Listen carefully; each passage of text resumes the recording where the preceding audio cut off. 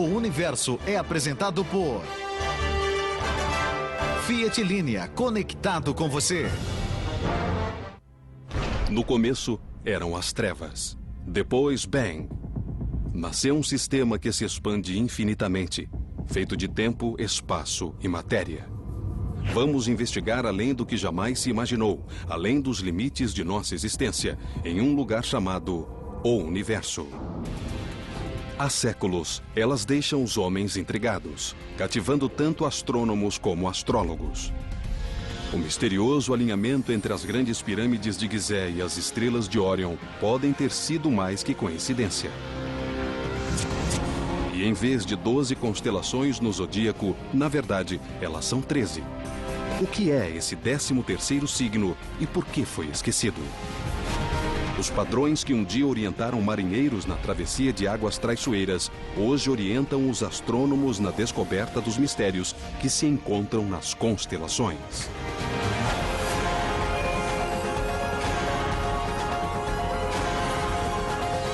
O Universo. Constelações. Antes da internet e antes do cinema, os céus noturnos e as constelações eram os maiores espetáculos que tínhamos. Esta galeria de estrelas não forma apenas figuras bonitas. Ela contém uma ampla amostra de tipos de estrelas. Através das constelações, podemos aprender muito sobre a galáxia e sobre todo o universo. Antes dos dispositivos de navegação high-tech, do GPS e até da bússola, havia as estrelas. Como a sinalização de uma estrada, as constelações nos ajudam a encontrar o caminho. Elas dão direção, distância e rumo. Na Terra, para dizer onde se localiza uma coisa, damos as coordenadas, em latitude e longitude. Na Terra, isso significa a latitude é a medida de distância entre o Polo Norte e o Polo Sul. E longitude é a distância de leste a oeste. O outro sentido. Existe um sistema de coordenadas celestiais similar. Mas as coordenadas não se chamam latitude e longitude. Chamam-se declinação e ascensão reta e são simples extensões diretas da latitude e da longitude da Terra, projetadas nos céus. Os antigos navegadores usavam esse diagrama imaginário para plotar as estrelas e se orientar nos mares. Não é um tipo preciso de indicador de direção, mas com certeza é uma pista para manter o pessoal alerta para os amplos caminhos pelos mares.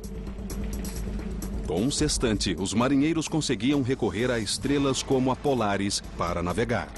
Isto é um sextante, um instrumento para a navegação celestial. Quando esse corpo celestial chega ao que chamamos de braço inferior do horizonte, marcamos a posição, usando o tempo e os números nesse sextante. Dá para fixar a posição no mar. A navegação hoje usa estrelas feitas pelo homem, os satélites. Usando as estrelas que fabricamos, as posições no GPS e o diferencial do GPS, podemos definir a posição do barco com um erro mínimo, instantaneamente em qualquer lugar do mundo. Agora que o GPS substituiu o sextante, as coordenadas celestiais são mais importantes para os astrônomos do que para os marinheiros. Embora o sistema de coordenadas dê uma ideia de para onde apontar os telescópios, o diagrama falha em um ponto grave. Ele supõe que as estrelas estejam todas à mesma distância de nós. Uma suposição totalmente errônea. Olhando para as estrelas à noite, todas parecem estar mais ou menos à mesma distância, como se estivessem num só plano. O mesmo acontece olhando a silhueta de uma cidade de longe, por exemplo, daqui até a cidade de Chicago. Embora aqueles prédios pareçam estar à mesma distância, estão a várias distâncias diferentes. A mesma coisa com as estrelas. Embora todas pareçam estar à mesma distância, algumas estão perto, outras bem mais longe. Então, como saber que estrelas estão perto e que estrelas estão longe? Essa é a mais difícil das respostas. Essa é a maior frustração de toda a astronomia. Olhando os céus noturnos, mesmo com telescópios, não dá para saber as distâncias. Esse é o santo graal da astronomia há séculos.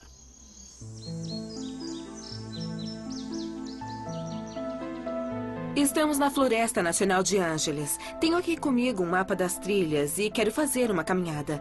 Acho que vou para as Cascatas Switzer, que no meu mapa não parecem muito longe. Uns 1.500 metros. Mas o problema é que eu posso estar subestimando a dificuldade da caminhada, porque meu mapa não leva em consideração um fator muito significativo, a elevação. Então, na verdade, minha caminhada de 1.500 metros pode acabar sendo uma subida de 3 quilômetros. É o mesmo com o meu mapa de constelações, que não diz a verdadeira distância entre duas estrelas.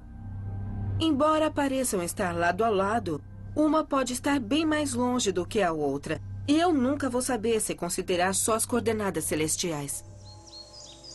Como os trilheiros na mata, os astrônomos confiam em pistas para avaliar as distâncias em nosso vasto e misterioso universo.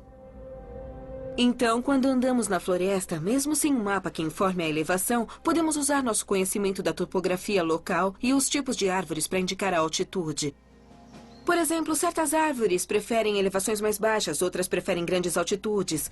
Os astrônomos também usam certos tipos de estrelas de referência como sinais familiares, como medidas de distância. A primeira ferramenta no kit dos astrônomos é o fenômeno da paralaxe, uma coisa que usamos todo dia em escala menor para ver o mundo em 3 dimensões. Para entender a paralaxe, basta um exercício muito simples que qualquer um pode fazer. Olhe para o seu dedo. Depois, olhe para uma coisa bem distante. Se usar o olho direito e alinhar seu dedo com um objeto à distância, e depois usar o olho esquerdo, vai ver que seu dedo parece, na verdade, se mexer dramaticamente. Essa aparente mudança é causada pela distância entre nossos 2 olhos. Os astrônomos medem a paralaxe só olhando para uma estrela em uma posição e depois olhando para ela de novo 6 meses depois, quando ela já se afastou o máximo possível do nosso ponto de observação. Porque em 6 meses a Terra chegará à maior distância possível da posição original. Quanto mais perto a estrela, maior a paralaxe. O problema é que as estrelas não estão muito perto. Mesmo o ângulo de paralaxe da estrela mais próxima de nós, a Próxima Centauri, é difícil de medir. É menos de 1 segundo de arco. O que é 1 segundo de arco? São 360 graus num círculo. Cada grau tem 60 minutos de arco. E cada minuto de arco tem 60 segundos de arco. A Próxima Centauri tem uma paralaxe de 7 décimos de segundo de arco. É muito pequena. Para transpor a distância até estrelas mais distantes ainda, os astrônomos contam com um sinal de orientação familiar, da mesma forma que a guarda costeira usa um farol. Os homens e mulheres da guarda costeira sabem que todo farol tem uma frequência de pulsação diferente. Um pode brilhar 2 vezes por minuto, o outro 4 vezes. Eles podem usar isso para determinar sua posição exata só com base no padrão. Do mesmo jeito, os astrônomos podem usar um farol cósmico chamado estrela variável pulsante. A constelação de Cefeu, batizada com o nome do rei mítico da Etiópia, tem 57 estrelas visíveis, inclusive a Delta Cephei, uma estrela variável que é o protótipo das variáveis pulsantes. Por uma sutileza da natureza, as Cefeidas marcam o tempo como um metrônomo. Quanto maior e mais brilhante, mais devagar a Cefeida vai pulsar. O que nós fazemos é achar uma variável pulsante, medir seu período de pulsação, que pode ser de 10 ou 60 dias, e obter uma vela padrão. Só então poderemos determinar a que distância essa estrela está. Uma vela padrão é uma base de comparação. Uma estrela de luminosidade e distância conhecidas que se pode comparar com estrelas semelhantes. Uma lâmpada brilha com uma certa luz que corresponde a uma certa quantidade de watts. Mas essa luz vai parecer muito mais brilhante se você estiver bem perto da lâmpada do que se estiver a 3 metros dela. Então, a luminosidade